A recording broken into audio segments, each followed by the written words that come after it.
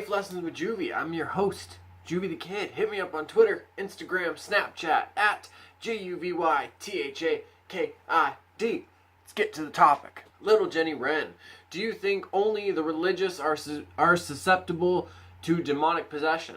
Exorcism always seems to include religious text and blessings, and if it casts out the demons, then it seems like either demonic evil confirms the power of religious prayer, and therefore God, or the possessed must be a believer in faith.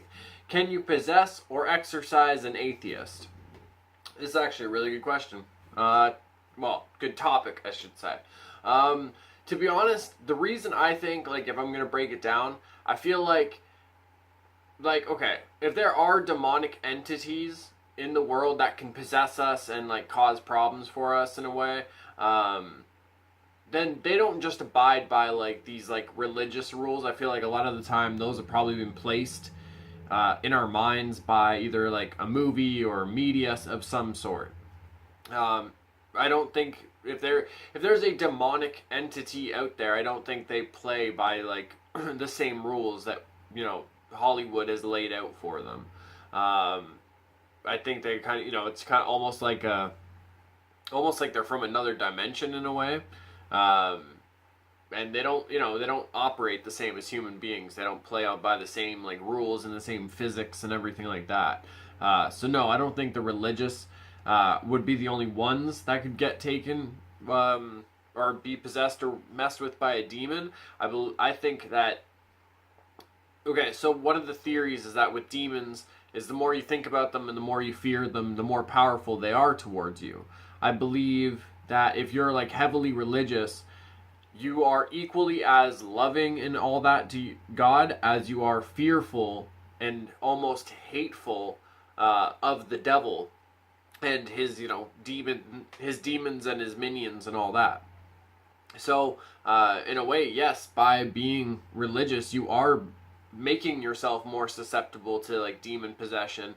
When you live like that, when it's, the all-knowing, all-loving God, but, Satan and Lucifer and all this, like, I fear them, and you think about them, and in those moments you show your fear. That's giving them power. I believe, as far as, like, the religious texts and blessings, that could have some other meaning.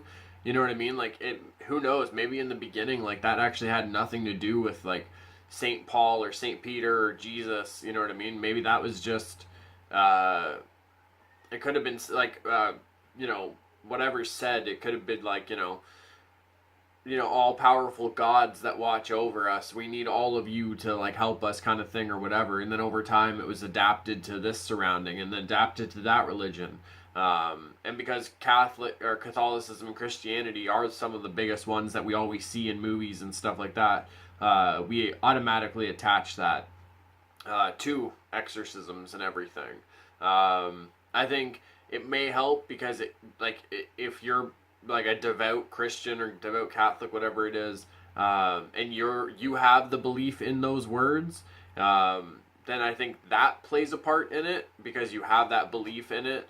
I think it's one of those things, you know what I mean? Like, the love of God, but the fear of the devil plays itself in those moments.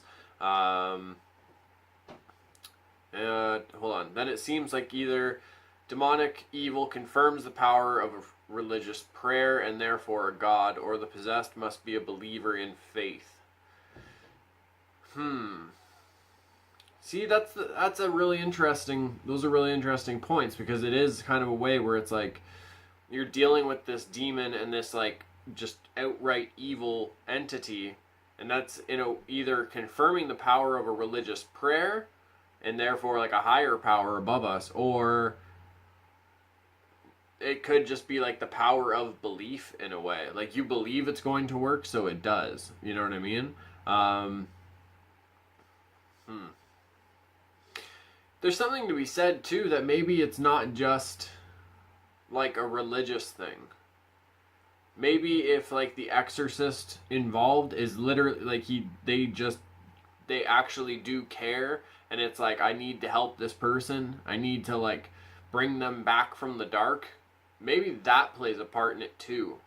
Not even the fact of like believing in these scriptures or believing in whatever. It's the belief that like, or it's the power in just like them doing a kind act for a stranger and just trying to help them. You know what I mean? Those are positive things, and you know, it's theorized that like in demonology and everything with demons, when there's a lot of love in the room and there's a lot of positive energy in the room, that's like not what the demons want. They actually become weakened or they become angry in those settings. So I could see maybe if it's not even so much on the religious thing, it's like all that love and all that like positive energy and just wanting to help and do something nice for this stranger. I feel that could play a part in it as well. Can you possess or exorcise an atheist? Like I said in the beginning, if there is like demonic entities and everything out there, they don't play by the same rules that we do. It's easy for us to sit there and go, oh, well, there is a God. Oh, well, there is no God. I know that my God's real. Well, I know your God isn't real. Like, it's easy for us to go back and forth and fucking do that all day. But at the end of the day, if there are these, like, demonic entities out there, you know, they're probably not originally from our realm. Or if they are, they're very, very ancient things that, you know, again, they probably possess, you know, powers beyond our belief in a way. If they don't play by the same rules, you know what I mean? Like, if they can possess us and they can, you know, mess with us and we can't see them in a way, or only when they want us to, then it would make sense as to why, like, an atheist would be able to be possessed as well. A very negative mindset, a very negative, just, like, person overall in a way, like the way you treat others, the way you speak to people, whatever, that could kind of be fueling that demonic entity that's with you. And people just kind of think you're an asshole. You never know. It's a very interesting topic. Thank you, little Jenny Wren. I like this one for sure. Alright, that has been Life Lessons with Juvy. I've been your host, JuvyThaKid. Hit me up on Twitter, Instagram, Snapchat, at JuvyThaKid. But not if you need me to come exorcise some demons, because I am not qualified for that. Go to your local churches or something, folks. God damn. Quiet kids, freaks, and weirdos. For the love of everybody, keep being weird.